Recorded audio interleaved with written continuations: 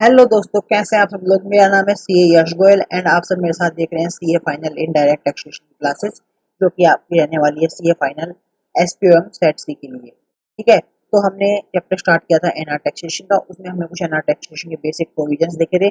उसके बाद में हमने कंप्यूटेशन ऑफ टैक्स देखा था फॉर नॉन रेजिडेंट्स के लिए। तो आज हम कुछ स्पेशल प्रोविजन देखने वाले हैं, जो कि रहने वाला है टैक्सेशन ऑफ इन्वेस्टमेंट इनकम के लिए and long term capital gains of non residents के लिए। कि जब नॉन रेजिडेंट लोग जो है इंडिया के अंदर इन्वेस्टमेंट करते हैं, उसके तहत कुछ इनकम कमाते हैं, तो उसके ऊपर टैक्सेशन क्या रहने वाला है। तो सर इसके लिए बात करता है सेक्शन 115 डी टू 115 एफ। कौन सा सेक्शन डील करता है? Section 115 F and 115 D.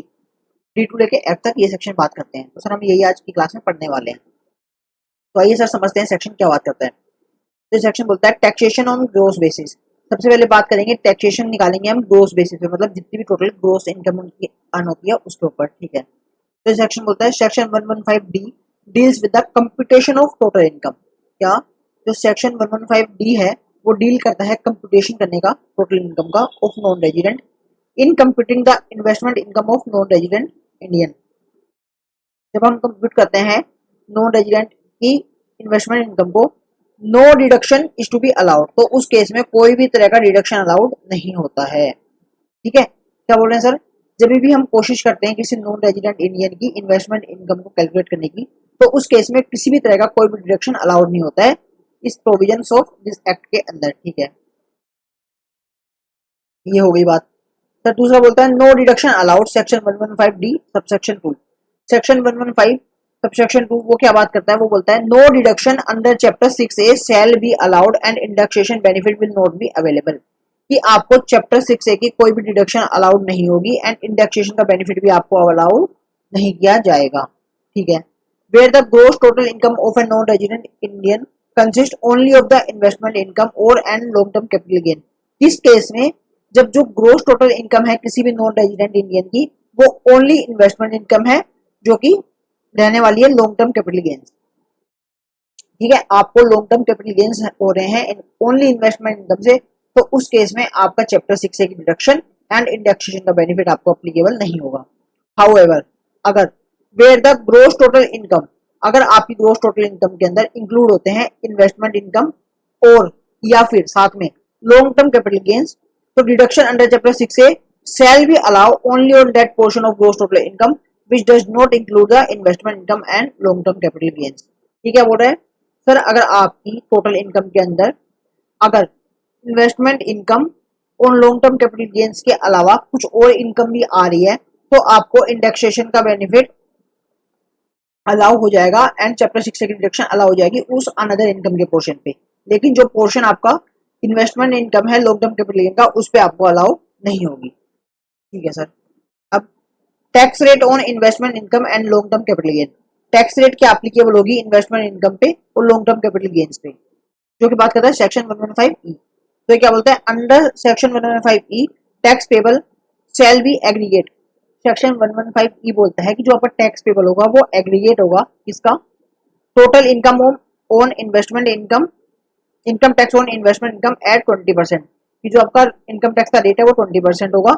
Income tax on long term capital gains from transfer of specified asset that is purchase in foreign currency at 10% for any transfer which take place before 23/7/24 and 12.5% or any transfer which take place on or after 23/7/2024। तो क्या बोला ये? तो sir ये section ये बात कर रहा है कि आपकी जो इन्वेस्टमेंट इनकम है, इन्वेस्टमेंट की जो इनकम है उसके ऊपर तो रेट हो जाएगा 20%, और आपकी कोई भी स्पेसिफाइड एसेट्स हैं, specified assets that is foreign currency आपने परचेज करी है,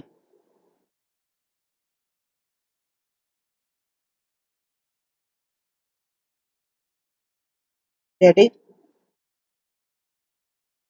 परचेज ऑफ फॉरेन करेंसी, तो उस पे आपको हो रहा है लॉन्ग टर्म कैपिटल गेन। तो उस केस में आपके दो रेट लगेंगे, एक तो 10% का रेट, एक 12.5% का रेट। वो भी केस टू केस डिपेंड करेगा। अगर आपका ट्रांसफर हुआ है बिफोर 23/7/2024 तो 10% और आफ्टर 23/7/2024 तो 12.5%। क्या बोल रहा है सर? LTCG आपका specified assets that is foreign currency की परचेज का, तो 10% लगेगा और आपका 12.5% का रेट लगेगा। 23/7/2024 का आपका रेट चलेगा। ठीक है। और क्या बोल रहा है, income tax on his other total income, और अगर उनकी कोई भी अदर टोटल इनकम हो रही है तो उस केस में अगर उनकी इन्वेस्टमेंट इनकम है तो 20% plus surcharge and health and education cess 4%, and long term capital gain on foreign exchange assets, अगर फॉरेन एक्सचेंज एसेट्स है तो 10%, उसमें सरचार्ज उसमें सेस लग जाएगा on or before 23/7/24, 12.5% surcharge and cess 4% after 23/7/2024। जो हमने ऊपर पढ़ी रेट 20% की और 10 और 12.5% की, उसी का इसने बाइफर्केशन कर दिया कि उसमें 20% तो है लेकिन साथ में सरचार्ज और सेस भी उसमें लगेगा, और ऐसे ही 10 और 12.5% की रेट है उसमें भी सरचार्ज और सेस आपका अप्लीकेबल हो जाएगा। ठीक है। अब ये बोल रहा है exemption for long term capital gains, section 115F। Section 115F बात करता है कुछ एग्जेम्पशंस की। वो क्या बोलता है,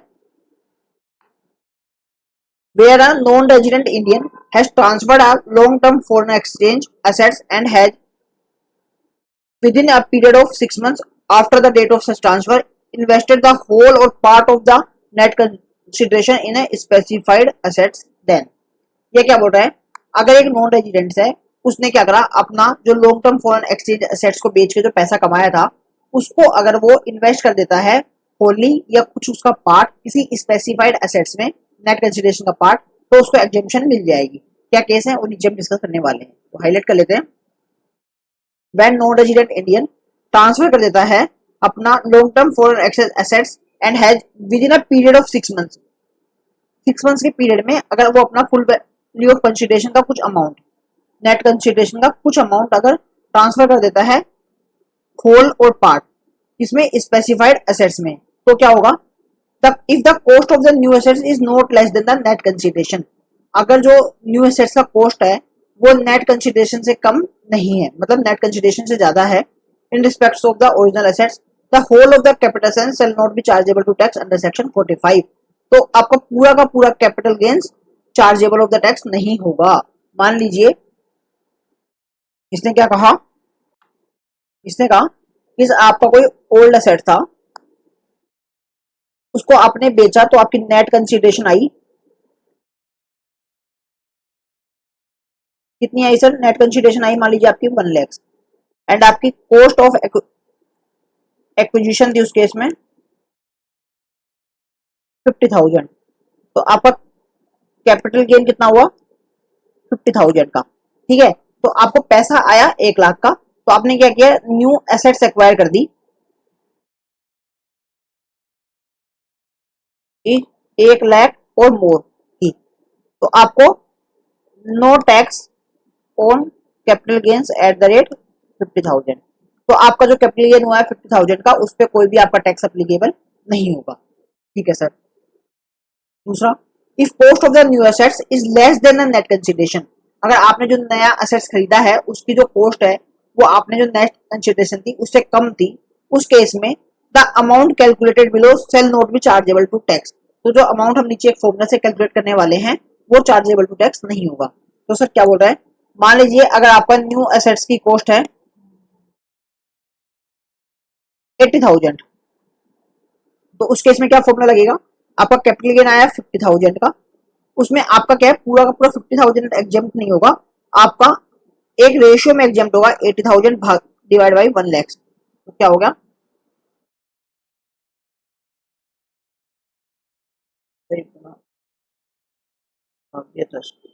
तो ये आ गया, ये आपका आ गया 40,000, तो ये हो जाएगा एग्जेम्प्ट एंड 10,000 टैक्सेबल। आई बात समझ? ओके सर, आगे बढ़ते हैं। अब कुछ इंपॉर्टेंट पॉइंट्स है जो हमें देखने हैं। वो क्या बोल रहा है, net consideration means the full value of consideration. Net consideration क्या होता है, full value of consideration from the transfer less expenditure incurred Holi and exclusively in connection with the transfer. ठीक है, नेट कंसिडरेशन का मतलब क्या है, फुल वैल्यू ऑफ कंसिडरेशन, मान लीजिए आपको आपने जो है पैसा सेल वैल्यू थी मान लीजिए आपकी 1,10,000 एंड आपका एक्सपेंडिचर इनकर्ड हुआ है 10,000 का, तो आपके हाथ में क्या है, कैश आपके हाथ में आया 1,10,000 पे, माइनस एक्सपेंस आपके चला गया 10,000, तो आपका नेट कैश कितना आया, नेट कंसिडरेशन आई आपकी 1 लाख। ठीक है सर। अब बोल रहे हैं where the new assets is transferred और converted into money within a period of 3 years। अगर आपने जो नया असेट्स खरीदा है वो आपने ट्रांसफर कर दिया 3 साल के अंदर अंदर, मतलब ये एक लॉकिंग पीरियड लगा रहा है 3 साल का, from the date of acquisition, उसको खरीदने से 3 साल के अंदर अंदर अगर आपने ट्रांसफर कर दिया है, तो the amount of capital gains arising from the transfer of original assets not chargeable to tax earlier shall be deemed to be income under the head capital gains. तो जो आपका अमाउंट जो not chargeable to tax earlier हुआ था वो deemed हो जाएगा income under the head capital gains. ठीक है, और जो कि माना जाएगा हमेशा long term capital assets. The same shall be chargeable to tax in the previous year in which new assets is transfer or converted into money. तो किस ईयर में माना जाएगा shall be chargeable to tax in previous year, जब आपने new assets को transfer किया है या कन्वर्टेड इनटू मनी किया है। ठीक है सर, आई आपको मेरी बात समझ। ये क्या कह रहा है, अगर आपने मान लीजिए पहले फायदा उठा लिया कि 3 साल आपने एक एसेट्स खरीद लिया, फुल बेच के दूसरा एसेट्स खरीद लिया और आपने उस पर कैपिटल गेन आपका चार्जेबल टू टैक्स नहीं हुआ, आपको टैक्स बेनिफिट मिल गया, तो आपको उस नए एसेट्स को जो आपने खरीदा है बाद में उसको कम से कम 3 साल आपको होल्ड करना पड़ेगा। अगर आप 3 साल से पहले उस नए एसेट्स को बेच देते हैं तो आप जिस साल में बेचेंगे उस साल में आपके हाथ में जो अमाउंट आपने क्लेम किया था एग्जेम्पशन का वो आपके हाथ में टैक्सेबल उस ईयर में हो जाएगा। ठीक है, अब एक इलुस्ट्रेशन है, क्या ये, अ non resident Indian acquired shares in a Indian company. एक नॉन रेजिडेंट इंडियन है, उसने एक्वायर करे शेयर्स इंडियन कंपनी में ए लिमिटेड में ऑन 1 जनवरी 2009 को फॉर 1 लाख के इन अ फॉरेन करेंसी। ठीक है, this share are sold by him on 1 January 2025 for 3 lakh. उसने 1 जनवरी 2025 को 3 लाख में वो शेयर जो है बेच दिए, मतलब कब, उसने एटलीस्ट ये अराउंड आपका 16-17 साल तक के उसने शेयर्स को बेच दिए हैं। He invest 3 lakhs in the shares on 31 March 2025। उसने 31 मार्च 2025 को ये जो शेयर्स हैं उसने इन्वेस्टमेंट कर दिया है 3 लाख का नए शेयर्स में। And the shares were sold by him on 30/6/2025 for the 3,50,000, और इन शेयर्स को उसने 3,50,000 में शेयर सोल्ड कर दिया है। तो आपको ऐसे समझ नहीं आएगा, हम एक चार्ट बना लेते हैं। ठीक है, एक टाइम लाइन बनाते हैं सबसे पहले।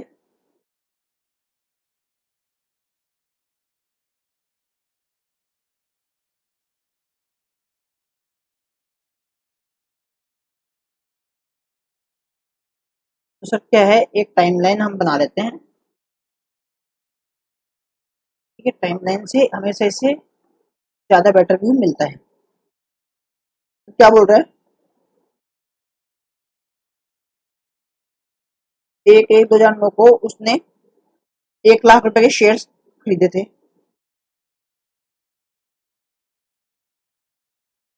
ठीक है, अब क्या करा उसने 1/1/2025 को 3 लाख में शेयर बेच दिए।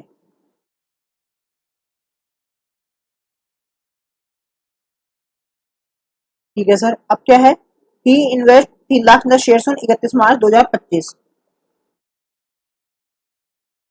2025 दैट इज 3 मंथ के अंदर इन्वेस्ट कर दिए 3 लाख रुपए। ठीक है, 30/6/2025, 30/6/2025 मतलब अनदर तीन तीन मंथ्स में इसने sold shares at the rate 3,50,000 में इन शेयर्स को इसने बेच दिया। ठीक है, तो टैक्स इम्प्लीकेशन समझाओ। तो सर सिंपल सी बात है, सबसे पहले क्या हुआ,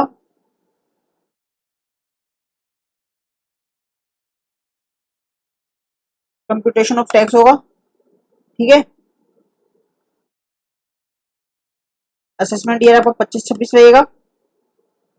क्यों, इकत आपने सोल्ड कर दिया था जनवरी 25 में, मतलब प्रीवियस ईयर 24-25 में आपने सोल्ड कर दिया था, तो नए इस असेसमेंट भी आपका कंप्यूट होगा। तो आपका क्या होगा, फुल वैल्यू ऑफ कंसिडरेशन कितनी आई आपकी 3 लाख। ठीक है, यही आप आई सी बोल रहा है, माइनस कॉस्ट ऑफ एक्विजिशन आपकी कितनी थी 1 लाख। यहाँ इंडेक्सेशन की बात नहीं कर रहा है, तो एक बार आप इंडेक्सेशन को साइड रखते हैं। और आपको इंडेक्सेशन का बेनिफिट भी अवेलेबल नहीं होता है, ऊपर पहले से हम पढ़ के आ चुके हैं। ठीक है, तो क्या हुआ, लॉन्ग टर्म कैपिटल गेन्स हो गया, माइनस क्या होगा, एग्जेम्पशन मिल गई आपको, क्योंकि आपने क्या करा, 6 मंथ के अंडर इसको इन्वेस्ट कर दिया, तो आपको 2 लाख की एग्जेम्पशन मिल गई। तो नेट कैपिटल गेन कितना आया आपका, नील आया। ठीक है सर, नील आया। अब आप क्या करेंगे, अगले साल करेंगे,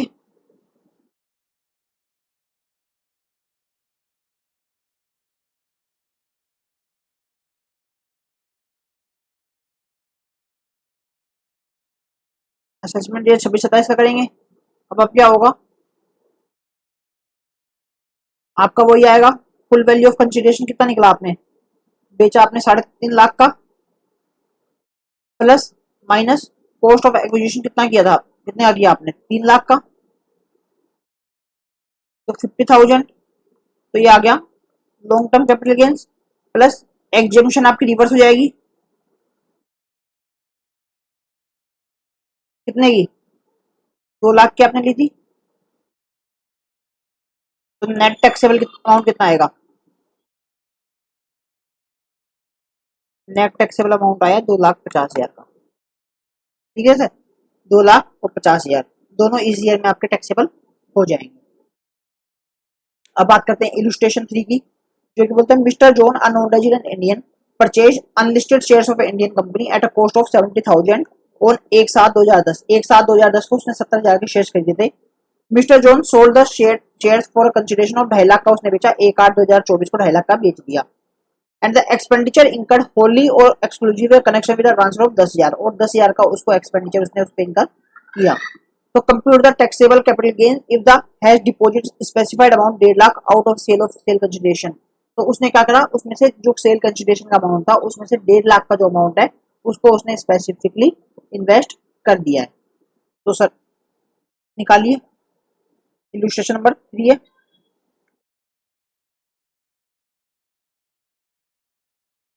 तो क्या है आपका फुल वैल्यू ऑफ कंसिडरेशन कितना, कितने में बेचा उसने, 2.5 लाख,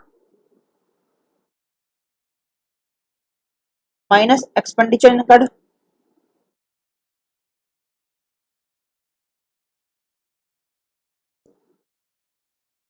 नेट कंसिडरेशन कितना आया, 2,40,000 का,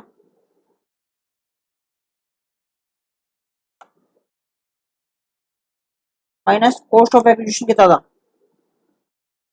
70,000, यही दिया गया, 70,000 दिया गया था। तो आपको लॉन्ग टर्म कैपिटल गेन कितना आ गया,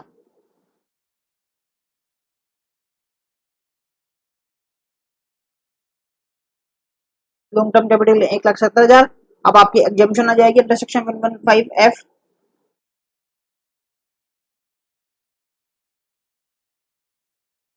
वो कितनी आएगी, वो आएगी सर, आपने कितना इन्वेस्ट किया, 1.5 लाख। क्या ऊपर फॉर्मूला पढ़ के आए हैं ना, देखिए ये अपने ऊपर फॉर्मूला कर पढ़ के आए हैं कि कैपिटल गेन जो हुआ उसको मल्टीप्लाई करेंगे जितना भी अपने एक्वायर किया है।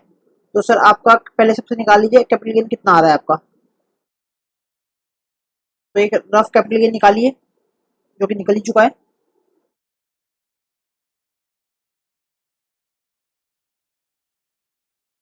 1,70,000 हम से 1,50,000 आपने इन्वेस्ट किया है, टोटल आपका नेट कंसिडरेशन थी 2,40,000 की।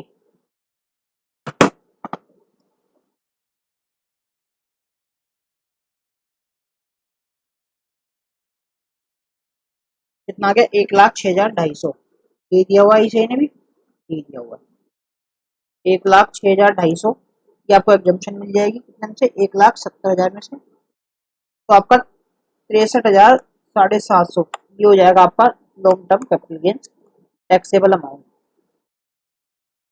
तो ये सर हमारा टैक्सेबल अमाउंट निकल के आ गया 63,750। ठीक है, हो गया ये। चलिए जी आगे बढ़ते हैं। अभी क्या बोल रहे हैं, option note to be file income tax return. एक आपको ऑप्शन मिलता है जिसमें आपको इनकम टैक्स रिटर्न फाइल करने की कोई भी जरूरत नहीं है अंडर सेक्शन 115G। वो क्या बोलता है, a non resident Indian need not to be furnish return of income. एक नॉन रेजिडेंट को रिटर्न ऑफ इनकम फर्निश करने की कोई भी जरूरत नहीं है, if he satisfied the following two condition, अगर वो दी गई दो कंडीशन को सेटिस्फाई करता है। क्या है दो कंडीशन?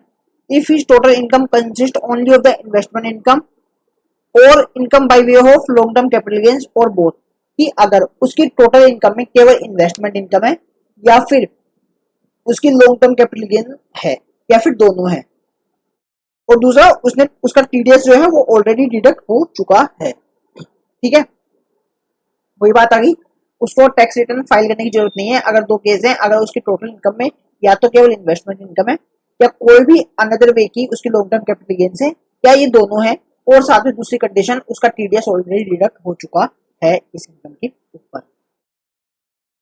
ठीक है, अब ये बोल रहा है continuance of the benefit after the non resident become a resident, कि अगर वो नॉन रेजिडेंट है किसी ईयर में रेजिडेंट बन जाता है, इफ एनआर बिकेम रेजिडेंट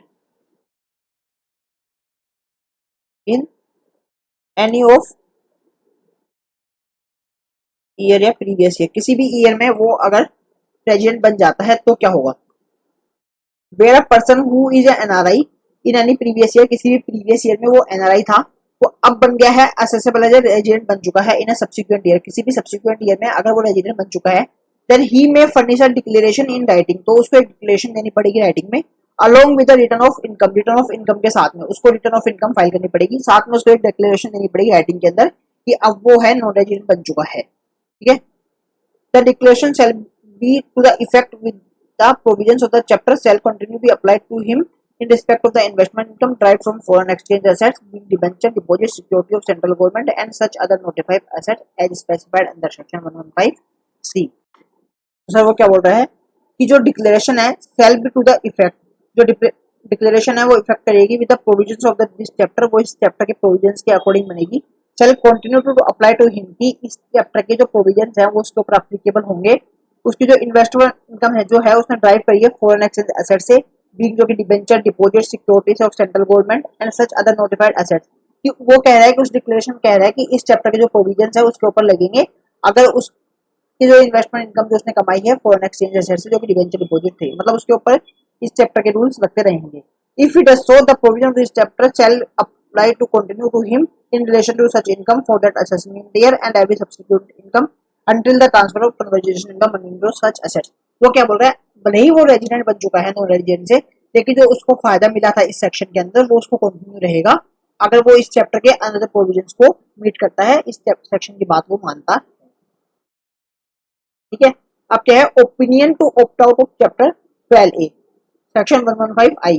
जब सेक्शन 115I बात करता है कि उसको एक ऑप्शन है कि वो ऑप्ट आउट कर सकता है इस चैप्टर के तहत। ठीक है, ये क्या बोल रहा है, this section gives an opinion to a non resident, ये जो सेक्शन है वो एक ऑप्शन दे रहा है नॉन रेजिडेंट को to elect that he should not be the governed by the special provision of chapter 12A, कि वो चाहे तो चैप्टर 12A के स्पेशल प्रोविजन जो है उससे ऑप्ट आउट कर सकता है फॉर एनी पर्टिकुलर असेसमेंट या किसी भी अगली असेसमेंट ईयर में, by furnishing his return of income for that assessment year, उस ईयर में वो अपनी रिटर्न ऑफ इनकम मतलब रिटर्न फाइल कर सकता है और इस चैप्टर के प्रोविजन से ऑप्ट आउट कर सकता है under section 139, declaring then that the provision of chapter 12A shall not apply to him for that assessment year in case where such an opinion in exercise by non-resident Indian, his total income for the assessment year would be charged to tax under the general provisions of the act।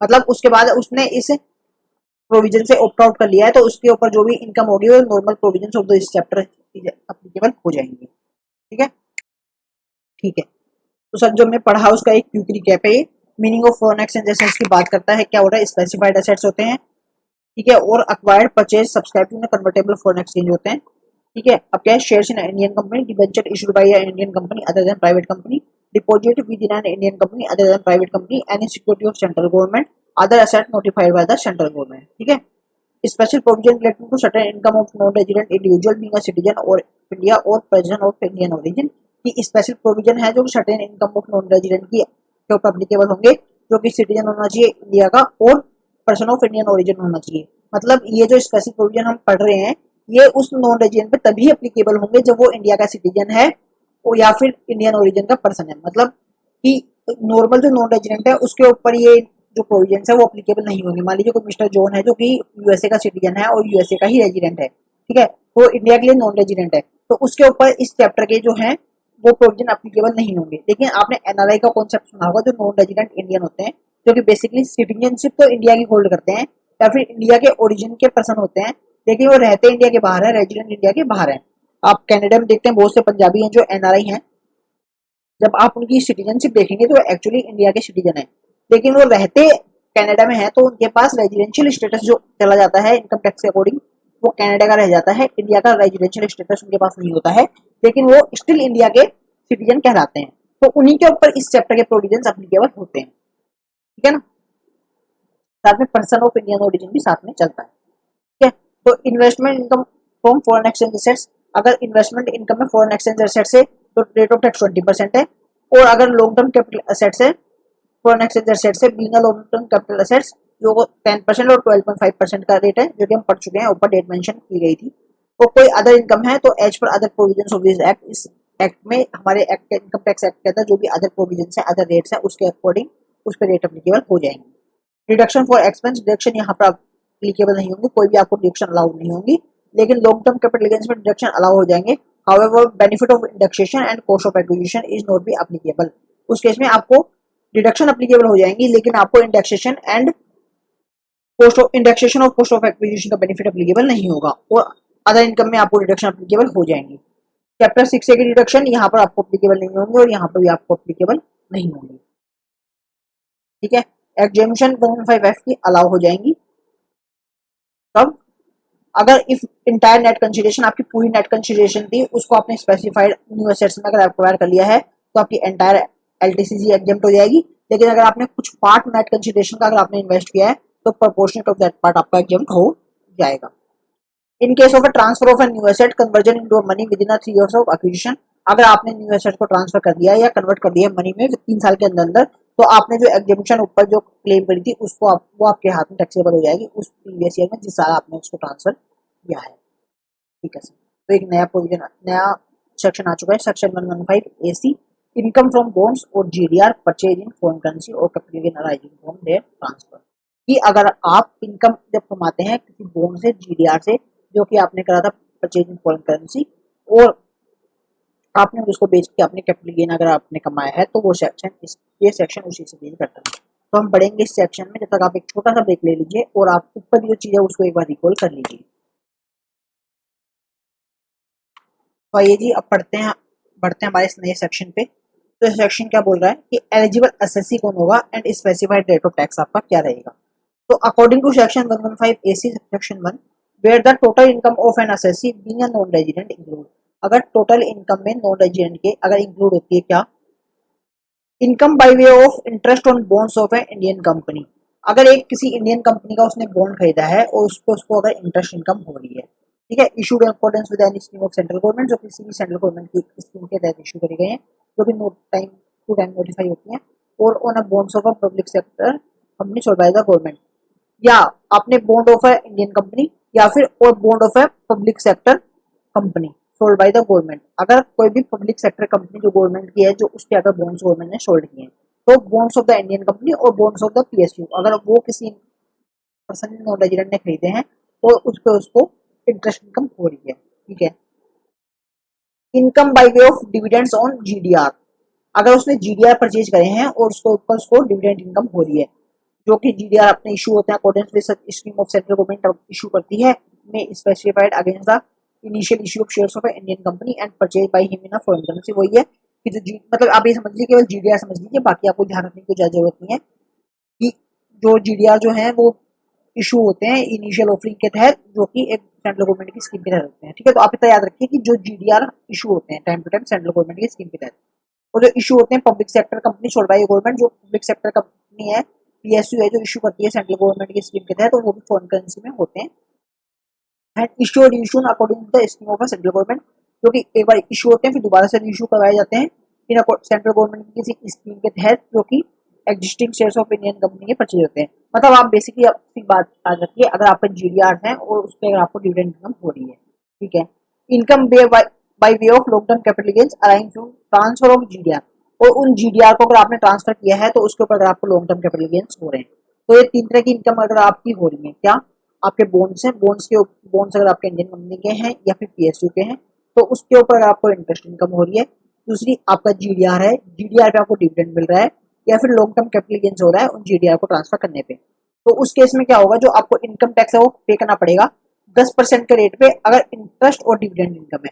हमने ऊपर 3 तरह की income पढ़ी, interest income जो कि अपने bonds पे आ रही है, डिविडेंड इनकम जो कि अपने जीडीआर पे आ रही है, और तीसरी आपकी लॉन्ग टर्म कैपिटल गेन्स। तो ऊपर की 2 इनकम है उन पे 10% का रेट लग जाएगा इंटरेस्ट और डिविडेंड पे, और नीचे की जो एक इनकम है जो कि हमने सी वाली ये जो पढ़ी है, ये वाली लॉन्ग टर्म कैपिटल गेन वाली, इसके ऊपर रेट लगेगी 10% या फिर 12.5%। कंडीशन वही है, अगर 23/7/2024 से पहले का है तो 10% एंड आफ्टर 23/7/2024 का है तो 12.5%। तो सर ये 23/7/24 आप एक चीज इस चैप्टर में पैटर्न नोटिस करिएगा, आपको एक ही डेट मिलेगी 23/7/2024, ये अमेंडमेंट 23/7/2024 के आसपास आई, डेट से एप्लीकेबल हुई थी। और यहाँ पर पहले 10% का रेट चला करता था हर जगह लॉन्ग टर्म कैपिटल गेन पे, और ये 10% का रेट 12.5% कर दिया गया था। तो आप देखेंगे मोस्टली रेट भी सेम है और डेट भी सेम है। आप ऊपर तो आपको एक पैटर्न नोटिस करिए, आपको सेम डेट और सेम रेट मिलेगी।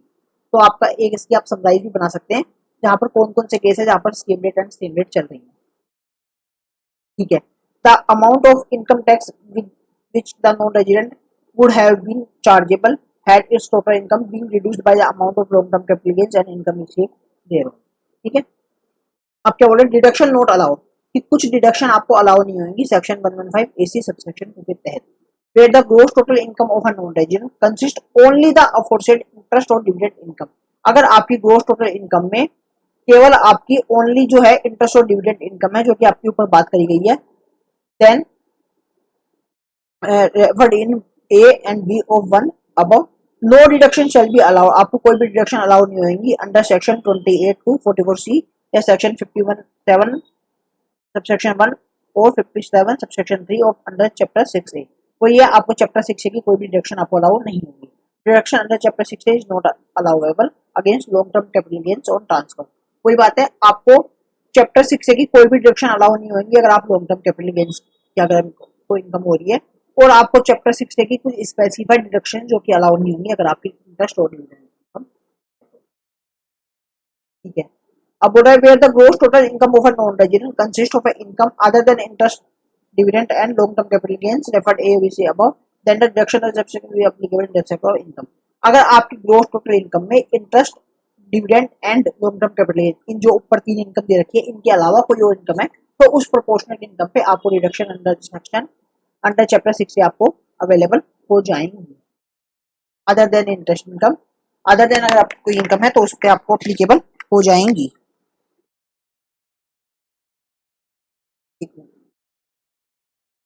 ठीक है सर।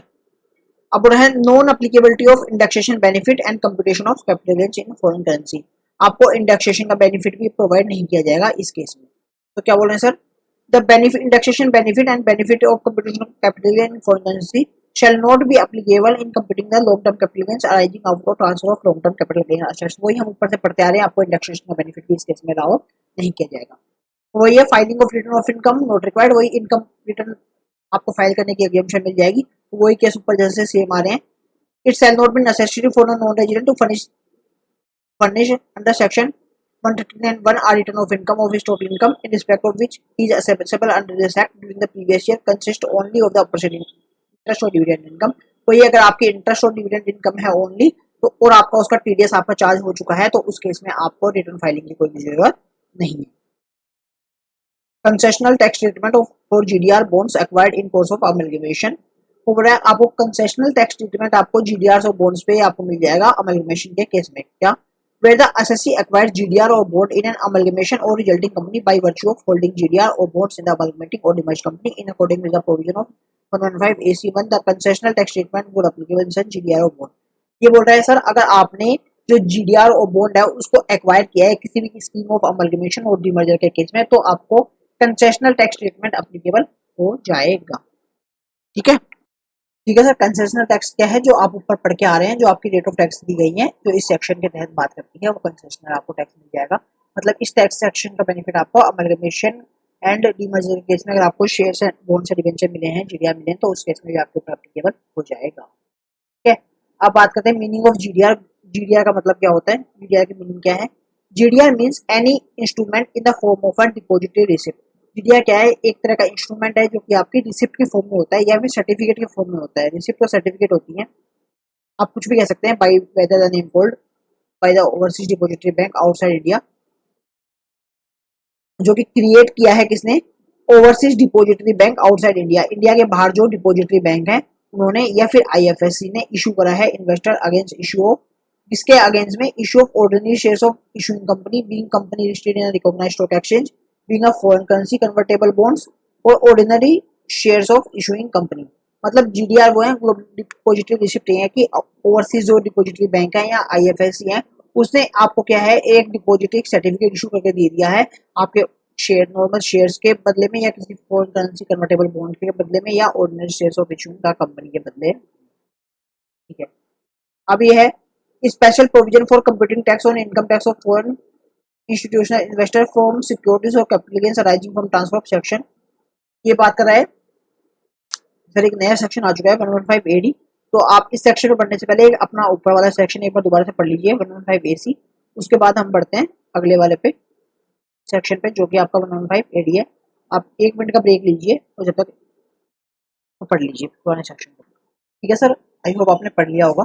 अब क्या बात करता है सेक्शन 115 एडी हम पढ़ेंगे, जो कि बात करता है special provision for computing tax, कुछ स्पेशल प्रोविजन जो बात कर रहे हैं जो हम कंप्यूट करेंगे टैक्स का और income of a foreign institutional investor, कि अगर फॉरेन इंस्टीट्यूशनल इन्वेस्टर एफआईआई हैं, उन्होंने अगर कोई सिक्योरिटीज से कोई स्पेशल इनकम अगर कमाई है तो हम उस पर जो कैपिटल गेन्स का टैक्स होगा वो हम इसमें पढ़ेंगे। तो क्या बोलता है, special rate of tax where the total income of a FII includes the income referred to a column 2 and same would be subject to tax and the rate mentioned in the column 3, कि कोई भी column 2 के अंदर जो भी rate mention, जो भी आपके स्पेशल इनकम मेंशन है और उन पे जो स्पेशल टैक्स है वो कॉलम 3 के अंदर मेंशन है, वो हम यहाँ पढ़ेंगे।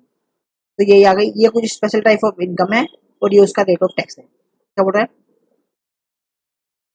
Income received in respect of securities other than income of units referred to a section 115 AB that is units of mutual fund. Units of mutual fund के अलावा कोई भी अगर उनकी इनकम रिसीव हुई है सिक्योरिटीज से तो उसका रेट हो जाएगा 20%। और income by way of short term capital gains arising from transfer of securities, अगर आपने, क्या बोल रहा है कि अगर आपने इनकम रिसीव करी है सिक्योरिटी से other than units of mutual fund से तो 20%। अगर आपको शॉर्ट टर्म कैपिटल गेन्स हुआ है other then under section 11A के अलावा तो आपका 30% हो जाएगा। 11A का आप पहले से पढ़ चुके हैं, 15% और 20% का रेट होता है। 23/7/2024 से पहले 15% था और 23/7/2024 के बाद में 20% है। Income by way of long term capital gains other than 112A, अगर 112A के अलावा उनको कोई भी तरह का लॉन्ग टर्म कैपिटल गेन्स हो रहा है तो 10%, और अगर 112A का है एक्सीडिंग 1.25 लाख तो हम ऑलरेडी पढ़ चुके हैं 10% बिफोर 23/7/24 एंड 12.5% आफ्टर 23/7/24। तो अगर उनको कोई भी तरह की अदर इनकम हो रही है एफआईआई को तो उनका नॉर्मल रेट ऑफ टैक्स जो कि आपका होता है स्लैब रेट्स, उस पर आपकी लग जाएगी। ठीक है, अब क्या बोल रहे हैं, सरचार्ज, सरचार्ज की प्रोविजन पढ़ते हैं। Under normal provisions of the act के नॉर्मल प्रोविजंस के तहत क्या बात करता है, surcharge applicable on tax on total income, surcharge जो अप्लीकेबल होता है नॉर्मल इनकम के टैक्स पे ऑफ इंडिविजुअल्स के, एओपीस के, बोर्ड ऑफ इंडिविजुअल्स के, आर्टिफिशियल जुडिशियल पर्संस के having any income under section 115 AD and such person has shifted out of the default tax regime and opted to पे tax under normal provisions of this act. ये क्या बोल रहा है कि अगर कोई भी पर्सन है जिसने ऑप्ट आउट कर लिया है स्पेशल प्रोविजन से और नॉर्मल टैक्स प्रोविजन के तहत अगर अपनी इनकम कंप्यूट कर रहा है तो अपने सरचार्ज के नॉर्मल प्रोविजन के ऊपर अप्लीकेबल हो जाते हैं, जो कि हम नॉर्मल हमारे बेसिक्स ऑफ टैक्सेशन जब स्टार्ट करते हैं हम तो उसके अंदर पढ़ते हैं क्या, जब आपकी टोटल इनकम जो है 50 लाख से ज्यादा है बट 1 करोड़ से कम है तो सरचार्ज का रेट होता है 10%, और अगर आपकी टोटल इनकम जो है 1 करोड़ से ज्यादा है लेकिन अप टू 2 करोड़ से तो सरचार्ज आपका होता है 15%, और अगर आपकी टोटल इनकम है excluding dividend and short term capital gains on securities refer section 115 AD 2 crore but less than 5 crore तो आपका 25% हो जाता है। ठीक है, और क्या है, रेट ऑफ सरचार्ज और income tax payable on dividend and portion of income chargeable tax on 115 AD not exceeding 15%। ठीक है, ये क्या बोल रहा है, वैसे तो 25% का रेट हो जाता है। ठीक है, अगर आपकी 1 करोड़ 2 करोड़ से ज्यादा है, 5 करोड़ से कम है, लेकिन अगर आपकी जो है इनकम जो है डिविडेंड है and portion of income 115 AD के तहत आती है तो आपका 15% ज्यादा सरचार्ज नहीं लगेगा उस केस में। Rate total income excluding dividend and short term capital gains on A securities section 115 AD greater than 5 crore, अगर 5 करोड़ से ज्यादा है तो आपकी 37% का रेट हो जाता है। और क्या बोल रहा है, rate of surcharge on income tax payable on dividend and portion of income tax chargeable under section 115 AD आपके डिविडेंड पे और 115 एडी की इनकम पे 15% से ज्यादा नहीं लग जाता है।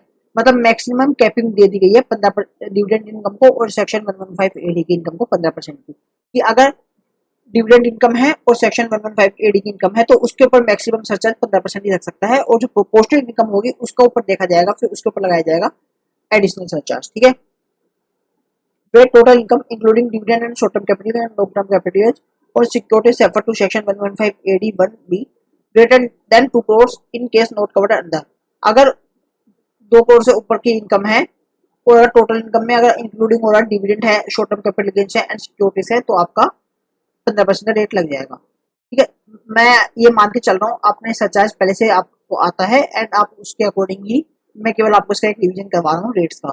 लेकिन अगर आपको सरचार्ज नहीं आता है कि सरचार्ज कैसे कैलकुलेट किया जाता है कंप्यूटेशन टोटल इनकम में, तो आप मेरे को कमेंट कर दीजिएगा। अगर मेरे को थोड़े ज्यादा कमेंट आते हैं तो मैं प्रॉपर वीडियो बना दूंगा जिसमें हम कंप्यूटेशन ऑफ टैक्स का पूरा एक क्वेश्चन करेंगे, जो कि हमारा बेसिकली इंटरनेशनल टैक्सेशन का पार्ट नहीं है, हमारा नॉर्मल टैक्सेशन की प्रोविजन का पार्ट है, कि इंटर का पार्ट है बेसिकली, सी इंटर का पार्ट है वो। तो मैं उसके ऊपर एक प्रॉपर वीडियो बना दूंगा कैसे टोटल इनकम को कंप्यूट किया जाता है और सरचार्ज कैसे कैलकुलेट होता है। ठीक है। वो हमारे इस कोर्स के पार्ट से अलग है, तो अगर आप चाहेंगे तो मैं उस पर वीडियो बना के डाल दूंगा। लेकिन अभी मैं ये मान के चल रहा हूँ आपको ये चीज पहले से आती है, तो मैं केवल आपको उस चीज का एक रिविजन करवा दूँ। ठीक है। In case of default tax regime, the maximum rate of surcharge would be 25% instead of 37%। जो आपकी न्यू डिफॉल्ट टैक्स regime है उसमें मैक्सिमम सरचार्ज का रेट जो है 25% है, 37% नहीं है। ठीक है। In case of AOP consisting of only companies as its member, अगर आपकी एओपी है जिसमें आपके मेंबर्स कंपनीज हैं, the rate of surcharge will be 10% where the total income greater than 50 lakhs but greater than 1 crore and 15%। ठीक है। अब क्या बोल रहा है sir? No deduction is allowed section 115 AD. Section 115 AD में आपको कोई भी तरह के डिडक्शन अलाउ नहीं होंगे। Where the gross total income of a foreign institutional investor compares only of the aforesaid interest और dividend income। वही बात कर रहे हैं जो ऑलरेडी पढ़ते हुए आ रहे हैं कि अगर आपकी केवल इंटरेस्ट और डिविडेंड इनकम है तो आपको कोई भी डिडक्शन अलाउड नहीं होंगी, और आपको शॉर्ट टर्म कैपिटल गेन्स हो रहा है या फिर लॉन्ग टर्म कैपिटल गेन्स हो रहा है तो आपको चैप्टर 6 की डिडक्शन भी एप्लीकेबल नहीं होंगी। ठीक है। क्या है? First and second proviso to section 48 shall not be applicable. The benefit of computation of capital gains in foreign currency and the benefit of induction will not be applicable। कोई बात है, बेनिफिट आपको इंडेक्सेशन का benefit और आपको capital gains या foreign currency का आपको फ्लक्चुएशन का बेनिफिट आपको एप्लीकेबल नहीं होगा। ठीक है। वो ये एक मिनट का देख लीजिए और ऊपर का आप सेक्शन के बाद दोबारा से पढ़ लीजिए। अब हम आते हैं नए सेक्शन पे जो कि बात करता है specified income of non resident sportsman और स्पोर्ट्स एसोसिएशन और एंटरटेनर। कि अगर कोई भी नॉन रेजिडेंट स्पोर्ट्समैन है, डिसगेयर हो गया, बाहर का प्लेयर है, अगर इंडिया में अगर आके अगर कोई भी इनकम कमा रहा है, या फिर कोई बाहर की स्पोर्ट्स एसोसिएशन है, ठीक है, जो कि कंडक्ट करवाती है आपका स्पोर्ट्स को इंडिया के बाहर, वो कोई भी एंटरटेनर है जो एंटरटेन करते हैं किसी पर्सन को, अगर वो आके कोई भी स्पेसिफाइड इनकम इंडिया से कमा रहा है तो उस केस में उसका टैक्स रेट क्या होगा, जो कि बात करता है आपका सेक्शन 115 बीबी। ठीक है। क्या बात करता है अभी पढ़ते हैं, जब तक आप ऊपर 1 मिनट का ब्रेक लेके ऊपर का पढ़ लीजिए। ठीक है सर, आगे बढ़ते हैं specified income of non resident sportsman पे, जो कि क्या बोलता है एलिजिबल एसएससी कौन है, where the total income of SSC referred in column 2 includes the total income referred in column 3। तो वही बात है, टोटल कॉलम 2 के अंदर जो इनकम दे रखी है उस पर कॉलम 3 के अंदर आपकी, कॉलम 2 के अंदर एसएससी है, कॉलम 3 के अंदर उनकी इनकम दे रखी है, उस पर आपका जो टैक्स रेट होगा वो होगा 20%। ठीक है। तो क्या बात कर रहे हैं, स्पोर्ट्समैन है इंक्लूडिंग एथलीट हो सकता है, who is not a citizen of India, India का सिटीजन नहीं है, तो उसकी इनकम क्या है, इनकम रिसीव और रिसीवेबल क्या चीज होगी, participation in India in any games, India के अंदर किसी भी गेम्स में पार्टिसिपेट कर रहा है, other than a games the winning where from a taxable under section 115 double B के अलावा being winning from crossword puzzle races including horses, मतलब वही है जुआ सट्टा की इनकम के अलावा कोई नॉर्मल जेन्युइन इनकम अगर वो कमा रहा है। 115 डबल बी क्या बात करता है, जो आपके रेसेस हॉर्सेस कार्ड्स गैम्बलिंग की इनकम होती है वो 115 डबल बी के अंदर आती है। अगर 115 डबल बी की इनकम के अलावा कोई भी अगर उसको इनकम हो रही है किसी भी गेम्स में पार्टिसिपेट करने से, कोई एडवर्टीजमेंट इनकम हो रही है, या contribution of articles relating to any games और स्पोर्ट्स इन इंडिया, या वो किसी भी गेम्स में अगर आर्टिकल्स में न्यूज़पेपर में मैगजीन से उसको किसी भी तरह का कंट्रीब्यूशन से कोई भी इनकम हो रही है, ठीक है, उस केस में उसका 20% का टैक्स रेट लगेगा। ठीक है। आगे अ नॉन रेजिडेंट स्पोर्ट्स एसोसिएशन और इंस्टीट्यूट, कोई भी स्पोर्ट्स की एसोसिएशन है, जैसे बीसीसी है इंडिया की, बीसीसी जो कि इंडिया की है, ठीक है। ऐसे इंडिया के अलावा पाकिस्तान की है, पाकिस्तान चैंपियंस ट्रॉफी करके कुछ भी है, मेरे को नेम याद नहीं है, तो पाकिस्तान की है मान लीजिए, या किसी भी अनदर कंट्री की है। तो कोई नॉन रेजिडेंट स्पोर्ट्स एसोसिएशन है जिसको इनकम हो रही है किसमें, any amount guaranteed to be paid या पेबल, कोई भी अमाउंट गारंटेड उसको पे हो रहा है या पेबल होगा एसोसिएशन का, in relation to any game, कोई भी गेम खिलाने के लिए, अदर देन 115 डब्ल्यू, मतलब वही जुआ सट्टा की इनकम के अलावा कोई भी अगर अदर इनकम होती है तो उसके ऊपर। एनी एंटरटेनर, कोई भी एंटरटेनर है जो कि इंडिया का सिटीजन नहीं है, तो उसको कोई भी इनकम रिसीव हो रही है कोई भी परफॉर्मेंस इंडिया में देने के लिए, मतलब कोई बाहर का आर्टिस्ट है इंडिया के अंदर कोई भी परफॉर्मेंस दे रहा है तो उससे उसको कोई भी इनकम हो रही है, तो ये टैक्स है 20%। Deduction of expenditure not permissible, तो आपको कोई भी डिडक्शन जो है एक्सपेंडिचर की परमिसेबल नहीं होगी under this provisions of this act, ठीक है। फाइलिंग ऑफ रिटर्न, आपको एसएससी को रिटर्न फाइल करने की कोई भी जरूरत नहीं है अगर आपकी टोटल इनकम इस एक्ट इस चैप्टर के अंदर है, मतलब जो ऊपर मेंशन है इसे है और आपको टैक्स डिडक्ट हो चुका है सोर्स पे, ठीक है। अब एक क्वेश्चन है, क्या बोल रहा है, during the financial year 24-25 Nadal a tennis professional and Spanish citizen है, स्पेनिश का सिटीजन है, मतलब इंडिया का नॉन रेजिडेंट है, ठीक है, टेनिस प्लेयर है, participated in India in a tennis tournament, India में किसी भी टेनिस टूर्नामेंट में उसने पार्टिसिपेट किया है, उसने प्राइज जीता है 15 लाख का। He contributed articles on the tournament in a local newspaper for which he has paid 1 lakh, ठीक है, उसने एक आर्टिकल्स में उसका मेंशन हुआ है तो उसके लिए उसने 1 लाख उसने कमाया है। Also paid for 5 lakh by way of A soft drink company for appearance in TV advertisement, और उसको टीवी एडवर्टीजमेंट से 5 लाख की इनकम हुई है, मतलब 15, 16 और 5, 21 लाख उसको इनकम हुई है। Although his expense in India would made by his sponsor, he had been incurred 3 lakh towards a travel cost in India, उसने इंडिया में आने के लिए ट्रैवल कॉस्ट भी 3 लाख से कुछ इनकर किया है, लेकिन आपने ऊपर पढ़ा था कोई भी डिडक्शन उसको अलाउ नहीं होगा तो इससे आपको एग्जम्पशन नहीं मिलेगी, तो उसकी टैक्स लायबिलिटी क्या होगी। तो सर सीधी सी बात है, under section 115 B double B A all of the 3 items receipt in India, जो प्राइज मनी है 15 लाख का, आपका न्यूज़पेपर से 1 लाख की आ रही है और एडवर्टाइजमेंट से 5 लाख की आ रही है, chargeable to tax of India आ गई। कोई भी नो एक्सपेंडिचर अलाउड है डिडक्शन, उसको कोई भी एक्सपेंडिचर का डिडक्शन अलाउ नहीं होगा, तो आपका टैक्स चार्जेबल होगा 20% plus health and education cess 4%, ठीक है। उसके यहाँ पर क्या होगा, सरचार्ज आपका नहीं लगता, लेकिन सेस तो इंडिया में मैंडेटरी है, कंपल्सरी हो जाता है। तो आपकी टोटल इनकम क्या आ गई, 15, 16, 5, 21 लाख की इनकम है, 21 लाख की इनकम है, आपको उसके ऊपर जो है 20% प्लस 4% लग जाएगा, आ गया 21 लैक्स का 20% का प्लस 4%, 4,36,800, 4,36,800 ये यहाँ पर दे रखा है, ठीक है, ये आ गया। उसको रिटर्न ऑफ इनकम फर्निश करने की जरूरत नहीं है क्योंकि आपकी total income previous year only of the income arising for 115 ए है और आपका टीडीएस भी आपका डिडक्ट हो चुका है, ठीक है सर। अब एक नया कॉन्सेप्ट आ रहा है, presumptive taxation of non residents, non residents के लिए कुछ प्रिजम्पटिव टैक्सेशन का कॉन्सेप्ट है 44 बी के तहत, जो कि हम कवर करने वाले हैं अगली क्लास के अंदर। तो आज की क्लास यहीं समाप्त होती है, ओके टाटा बाय बाय। अच्छा हो आपसे मिलके, अगर आपको मेरे लेक्चर्स जो है पसंद आ रहे हैं तो प्लीज़ चैनल को लाइक एंड सब्सक्राइब करिए, इससे मेरे को मोटिवेशन मिलेगी फ्यूचर में आगे नए लेक्चर्स अपलोड करने में। तो हम इस सीरीज़ को कंटिन्यू करेंगे अगले लेक्चर से, तो आप प्लीज़ मेरे चैनल को लाइक एंड सब्सक्राइब करिएगा, वीडियोस को लाइक करिएगा, चैनल को सब्सक्राइब करिएगा और अच्छे अच्छे कमेंट्स भी करिएगा। थैंक यू, जय हिंद, बाय बाय, टाटा।